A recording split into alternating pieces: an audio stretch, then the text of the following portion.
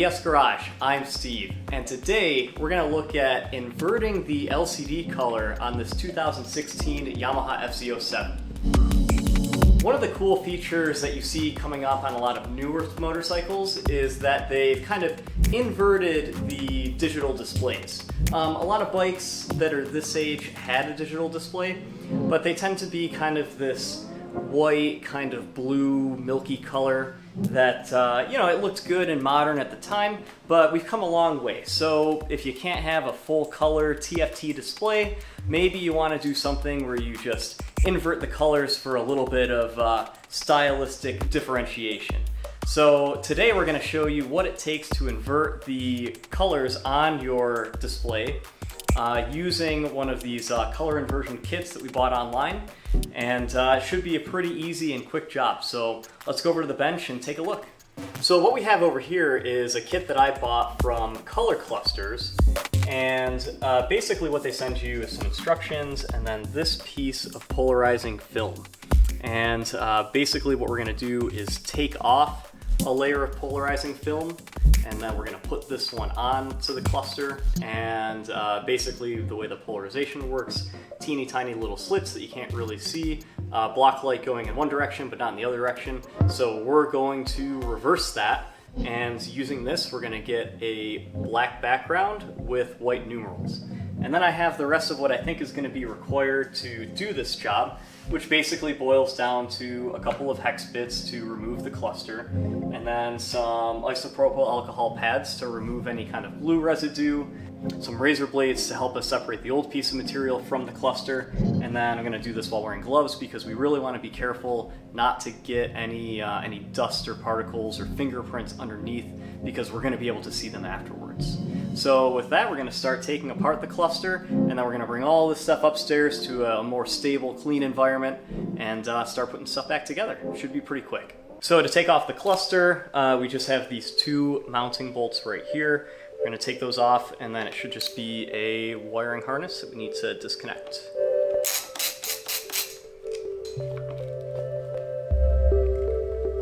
There's a little tab under here, so you have to pull the boot back, press down on the tab and pull straight out. And then we've got our cluster, and now we're going to take all this stuff upstairs and go to that cleaner environment.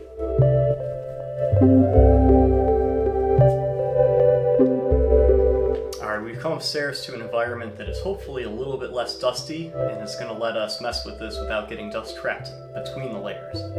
So we have our cluster up here, and first we have to remove these 3 Phillips screws, and then there's 8 more that go around it, and then we're going to pry the whole thing apart so that we can get at the layer we need to remove and replace inside.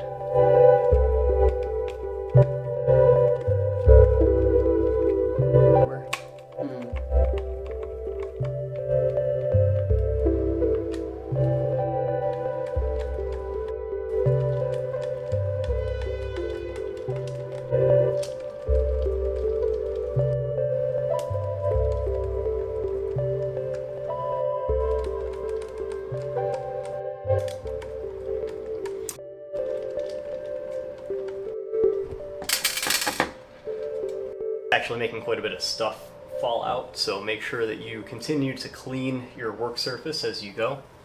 We're really just trying to eliminate any dust that might be settling down or in the air. Just get it all out of there. So the next step with all the screws out is going to be to actually crack the case and separate it. And it's interesting because if we look right here, there's some evidence that this has been fooped with before. Interesting.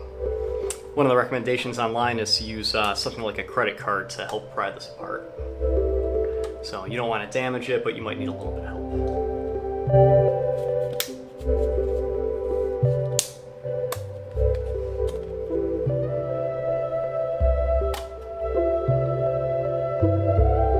Okay, now that case is open. And with the case open, this will just pull out. And there we go. So on here is actually a matte layer of polarizing film that we do need to pull off, and that we will replace with that one. Alright, now is the fun part of actually removing that layer of polarizing film. And so the instructions recommend that you heat it up a little bit, and then that you use a razor blade to separate it and then peel it all the way back. There's a layer of adhesive here, so it could be a little bit of work. And we're gonna attempt to get it off clean right now, and then we'll clean it up with the alcohol pads afterwards.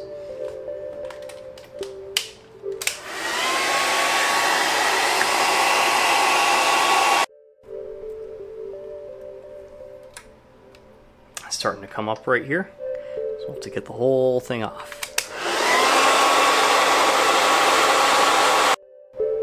Eventually, when it's up far enough, we can grab it with fingers, but gotta get it to that point first.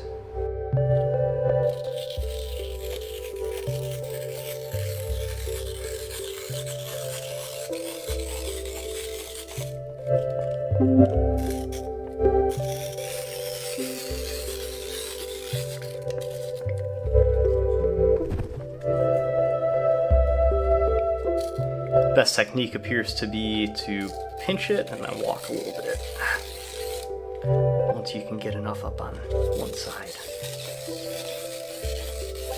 I'm left-handed, so your side may vary.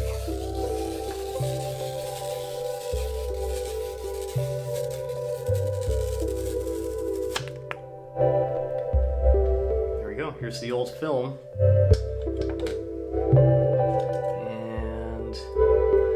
Put it up to the new film in the correct orientation. It should be darker and lighter, and I don't know where a good way to view that is. You can totally see it on the camera. Should do some pretty weird stuff. It does do weird stuff. Yeah.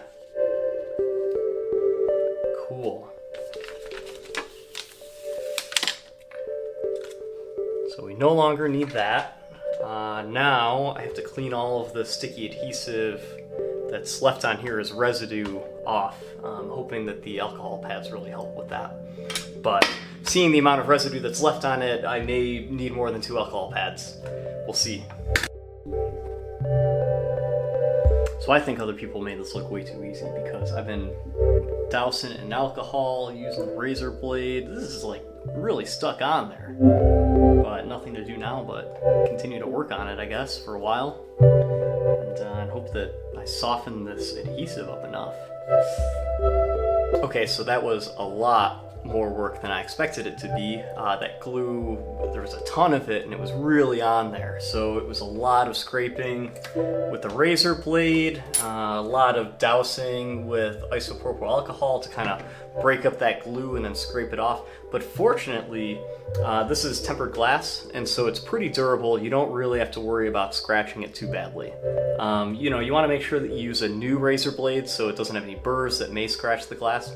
But all in all, the razor blade worked the best, and now I'm going to give it one more once over, and then we're going to start positioning the new polarizer layer.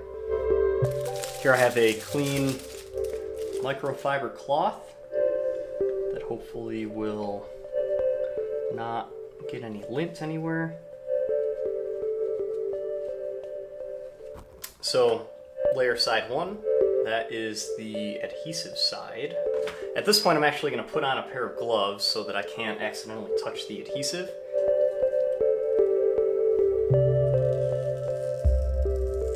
And get on with the show here.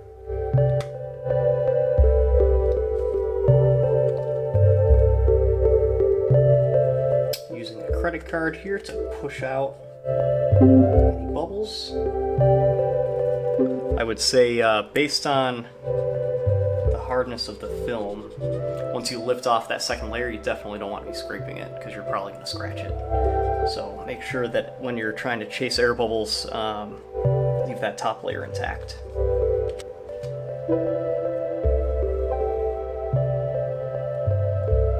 Okay, so we got the new polarizer layer on, and Did a pretty good job. I wouldn't say it's 100%. There's a couple little spots here and there. Not sure if that's just from not laying it down evenly or if there was a little bit of contamination. My hope is that when the display is back in the bike and everything's turned on, that it's not really noticeable, but only time will tell. Also, time will tell if that side where the adhesive lifted up a little bit right out of the packaging is gonna kind of show through and throw anything off. So this could be something that I come back to and kind of redo and take a second shot at later on. But for now, we're gonna get the cluster reassembled and put back on the bike and see how it looks. If your little buttons fell out, don't forget to put them back in. I also want to make sure that your screen is completely clean before reassembling, because anything you have trapped in there will remain trapped in there forever.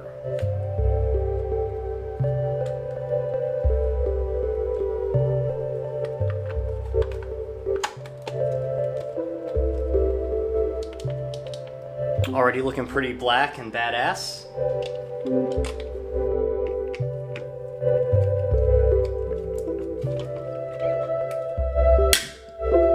Alright, let's take it outside and plug her in. Okay, brought the cluster back down. Remember to firm up your boot and everything when you put it back together. Don't want moisture getting in there.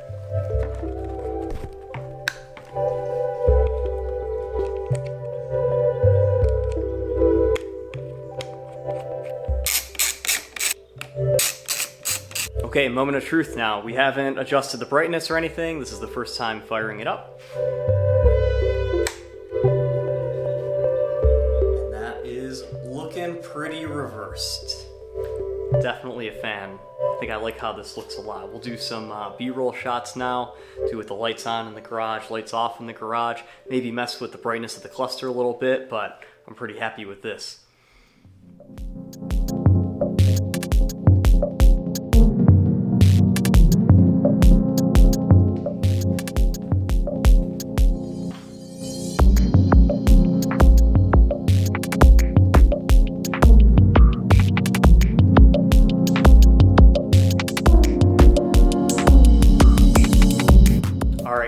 Is an LCD inversion for a 2016 Yamaha FZ-07. This is going to work, I think, for any of the FZ-07 or MT-07 models.